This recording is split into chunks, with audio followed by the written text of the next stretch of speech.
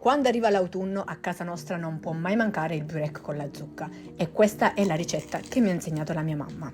Iniziamo tagliando una bella zucca, la puliamo, la tagliamo a dadini e la cuociamo in padella con olio, sale e un po' di acqua fino a quando non diventa bella morbida e la schiacciamo un pochino. Mescoliamo il sale con l'acqua e lo aggiungiamo alla farina. Formiamo un panetto con le mani e lo lavoriamo bene. Lo mettiamo a riposare per circa 20 minuti. Lo riprendiamo, formiamo un salsicciotto e lo dividiamo in 10 parti uguali. Adesso andiamo a stendere aiutandoci con dell'amido di mais e con il mattarello, arrotolando tutta la sfoglia attorno al mattarello e girandolo in questo modo. Una volta raffreddata la zucca la trasferiamo in una ciotola e aggiungiamo le uova, un po' di sale e un po' di pepe. Adesso stendiamo una sfoglia sul piano di lavoro, aggiungiamo olio e facciamo una piega sul lato verso di noi. Aggiungiamo la farcia con la zucca e pieghiamo il lato sinistro e destro e poi arrotoliamo. Questo lavoro va fatto per tutte le 10 sfoglie e poi vanno sistemate così nella teglia precedentemente unta con olio e irroriamo con altro olio e via in forno.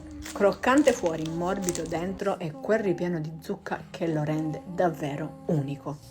Rumimir.